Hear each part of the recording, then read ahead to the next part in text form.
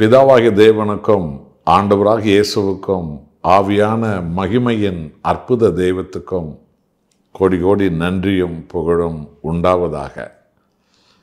ஆண்டவராகிய இயேசுவின் முகத்தை தேடுகிற எவருமே ஆசீர்வதிக்கப்படுவார்கள், ஜெயம் பெறுவார்கள், உயர்த்தப்படுவார்கள்.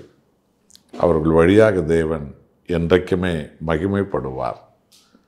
இன்றைக்கும் கூட கலாத்தியர் 1 வசனத்தில் பரிசுத்த ஆவியின் ஏவுதலாலே பவுல் அப்போஸ்தலர் சொன்ன ஒரு விசேஷத்த செய்தியை ஆவியானவர் எங்களிலிருந்து உங்களுடைய இதயங்களில் அவர் பதிய வைக்கிறார். அப்படி இருந்தும் நான் என் தாயின் வயிற்றில் இருந்தது முதல் என்னை பிரித்தெடுத்து தம்முடைய கிருபையினால் அழைத்த தேவன். அல்லேலூயா. அன்பானவர்களே, வேதம் சொல்லுகிறது, நம் ஆண்டவராகிய இயேசு தன் பரிசுத்த வாய்மாலிருந்து சொன்னார்.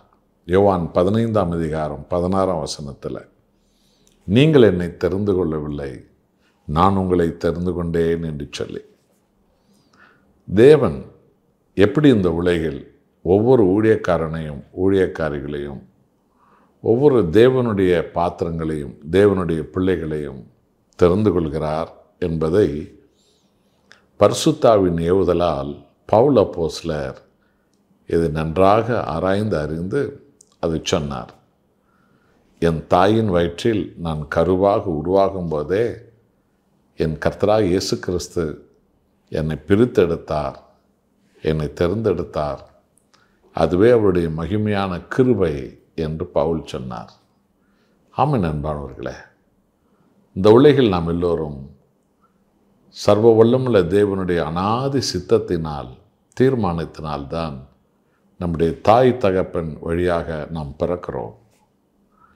நம்முடைய தாயின் கருமுட்டையில் எங்கேயோ ஒன்றிலிருந்து நம்மை தேவன் தெரிந்து கொள்கிறார். நம் தகப்பனாருடைய இரத்தத்தில் உள்ள அந்த உயிர் அணுக்கள் வழியாக நம்மை ஒன்று சேர்க்கிறார். கர்த்தராகிய இயேசு கிறிஸ்து நம்மை இப்படியாக தெரிந்து கொள்கிறார். எபேசியர் 1 வசனம் சொல்கிறது, உலகம் தோன்றுகிறதற்கு முன்னமேயே தேவன் கிறிஸ்துவுக்கென்று நம்மையெல்லாம் முன்குறித்து தேர்ந்தெடுத்தார் என்று சொல்லி. அது எத்தனை ஆச்சரியம் பாருங்கள்.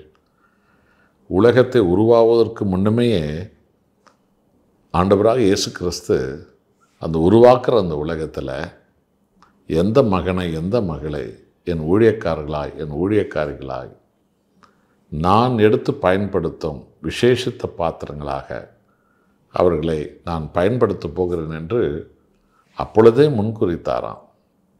ஆகவேதான் ஏற்ற காலத்தில் நம் தாயின் கருமுற்றிலிருந்து நம் தகப்பனுடைய இரத்த நாளங்களை ஒன்று சேர்த்து நம்ம எல்லாம் ஆண்டவர் தெரிந்து கொள்கிறார். இது எத்தனை மகிமை. நம்முடைய பெற்றோர்களுக்கு நாம் நன்றி சொல்லும் நாள், கர்த்தாதி கர்த்தருக்கு கோடி கோடி நன்றி சொல்லும் நாள், தேவன் நம்மை தெரிந்து கொள்ளும் அந்த நாள். ஆமென். அன்பானவர்களே, ஆண்டவராகிய இயேசு கிறிஸ்துவனுடைய அந்த மகிமை, பிதாவாகிய தேவனுடைய அந்த நித்திய பேரன்பு இன்றைக்கு இயேசு எனும் உன்னத நாமத்தினாலே நாம் கனத்துக்குரியவர்களாக இந்த சமுதாயத்தில் இருக்கிறோம். ஆனால் நாம் எங்கேயோ இருந்தோம், எப்படியோ ஒரு இருளான இடத்தில் இருந்தோம், பாதாள பாரம்பரிய குழியில் இருந்தோம், ஆண்டவர் இயேசுவை தேடாமல் இருந்தோம், அவரை நினைக்காமல் இருந்தோம். அவர் உயிருள்ள சத்தியமுள்ள தெய்வம் என்று கூட அறிகிற அறிவில்லாத இடத்தில் நாம் இருந்தோம். ஆனால் அந்த இரக்கமுள்ள தேவன், அந்த கிருபை உள்ள தேவன், அந்த மனதிற்கும் உள்ள தேவன், நம்மை உலகம் தோன்றுவதற்கு முன்னே முன்குறித்த தேவன் ஏற்ற காலத்தில் நம்முடைய தாய் தகப்பன் வழியாக நம்மை தெரிந்து கொள்கிறார். கல்வாரி சிலுவையில் நமது மீட்புக்காக நமது பாவங்களையும் சாபங்களையும் சுமந்து கொண்டு ஆண்டவர் இயேசு நம்மை மறுபடியும் பிறக்க வைத்தார். ஆண்டவராக இயேசு கிறிஸ்துவின் நாமத்தினால் நாம் பாதாள குழியிலிருந்து எடுக்கப்பட்டு எவ்வளோ பெரிய ஆசீர்வாதத்தோடு கூட இன்றைக்கு நாம் நடத்தப்படுகிறோம். உலகத்தில் பெரிய பெரிய பிஷப்மார்கள், பாதிரிமார்கள், எல்லா போதகமார்கள், உலக தலைவர்கள், உலக ஞானிகள் மத்தியில் நம்ம எல்லாம் தேவன் இயேசுவின் உன்னத நாமத்தினால உயர்த்தி வைத்திருப்பது அது எத்தனை மேலான மகிமை. நம்மிடத்தில் எத்தனையோ அநீதிகள் இருந்தது, தேவனுக்கு விரோதமான எவ்வளோ பாவங்கள் இருந்தது. கிருபையாய் கர்த்தர் அவைகளை மன்னித்தார். அவருடைய இரத்தத்தால் நம்மை கழுவி, அவருடைய ஆவியால் நம்மை தொட்டு, நான் உன்னை விட்டு விலகுவதும் இல்லை, உன்னை கைவிடுவதும் இல்லை, உன்னை ஒருவனும் எதிர்த்து நிற்க முடியாது என்று சொல்லி அந்த வாக்குத்தத்தத்தின்படியே தேவன் தெரிந்து கொண்ட ஒவ்வொரு இன்றைக்கும் கர்த்தர் நடத்துகிறார்.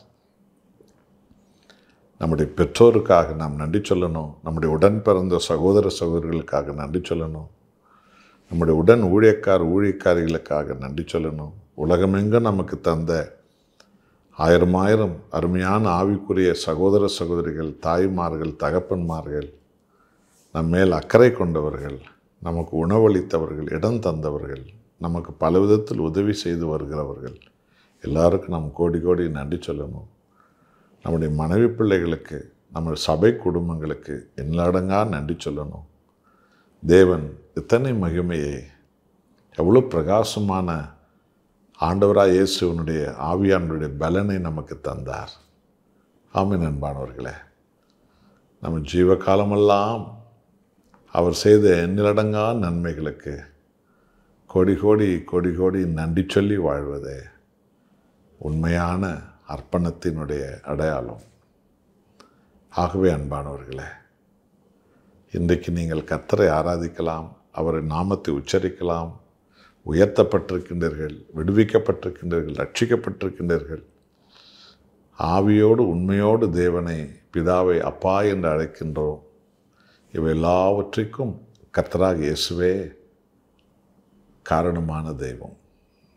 அவருடைய பாதத்தில் ஜீவகாலமெல்லாம் நாமும் நமது மனைவி பிள்ளைகளும், நமது உடன் ஊழியக்காரிகளும், நம்முடைய உலகமெங்கு நமக்கு தந்த ஆவிக்குரிய அருமையான தாய்மார்கள், தகப்பன்மார்கள், சகோதர சகோதரிகள், நம்மை விட அதிக நம்மை நேசிக்கிற அருமையான தேவ ஜனங்கள், குடும்பங்கள், அவர்களுக்கெல்லாம் நாம் தேவனுக்கு நம் கோடி கோடி நன்றி சொல்லி வாழணும்.